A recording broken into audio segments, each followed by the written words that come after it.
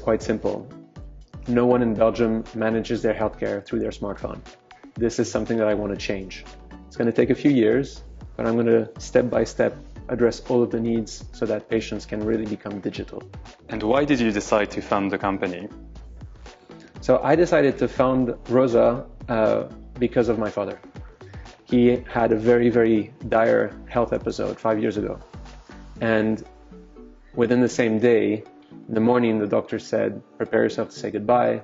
And 4 hours later, a different doctor basically said, no, your dad's going to be fine. There had been no change in data, no change in analysis, no change in diagnostics. It's just basically that information was circulating very, very poorly within the health system. And it's through that episode that I basically realized there is something to be done. There must be a better way. And that's where progressively I entered the digital health space and figured out that helping patients was really the key place where I wanted to put all of my entrepreneurial energy. And can you tell us a bit about how you're using data to help those patients exactly? How does it work? When you decide to launch a company in digital health, like obviously data is all around the topic of health, whether it be administrative data, whether it be medical data. You know, like whenever you start feeling sick, you actually start generating data. You go on Google, you type a few symptoms, you look for health professionals, you book an appointment. Sometimes during the consultation, it can be over video, there can be notes written, there can be a prescription that's going to be generated. So I'm just illustrating how much data is created actually when you are in need of care, of health advice, or potentially of treatment. With Rosa, what we're planning to do is step by step tackle all of those needs, all of this care pathway, and we're starting with the administrative side of this health data. So we're helping patients find health professionals, book appointments, consultations with these health professionals, and progressively automate all of the reimbursements that they need with their insurance and with their mutualities. So that's the data that we're working with today. As a company that really relies on digital to grow and deliver your services, what are some of the barriers that you face? So when I come from the lens of a tech entrepreneur, some of the biggest challenges that I have when it comes to talking about health data is the first reaction of the overall citizen, which is fear. Today, data has become a topic of fear. If you ask people, would you be willing to share your health data? The immediate answer is no. I'm too scared. This is super private. I wouldn't want to share that even with members of my own family.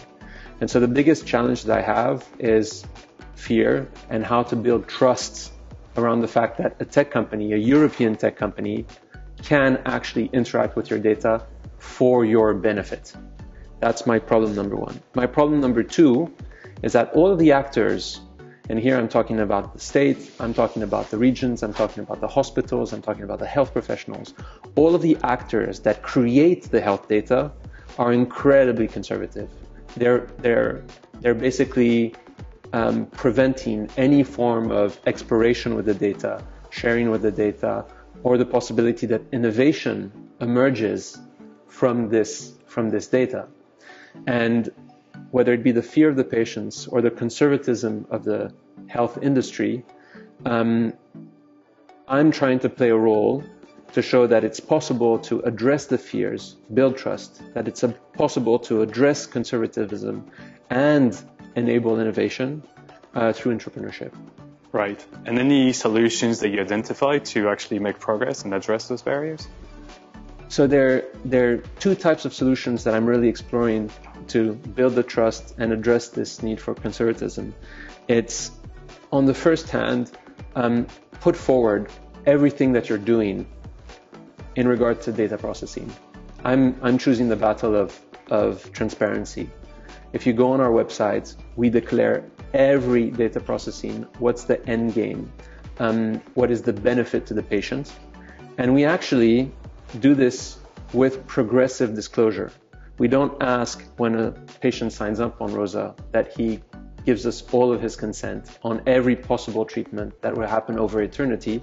We actually ask the minimum data, show him that it works, that it creates value, and then step by step add for more consent as we progress. So having this radical transparency and building consent progressively are two of the solutions that we're applying to build trust with the patients. In regard to the healthcare professionals or the health system, here we're taking a different perspective, which is showing through ISO certifications how we take security and privacy seriously, showing that we're actually just as reliable as their, let's say, large corporate vendors as a startup. And by building this very strong belief that we're reliable in security and privacy, showing them how we make experiments in such a protected way that all of these data owners, these data creators, feel that they can trust us with their data so that we make experiments together, so that we generate innovation together.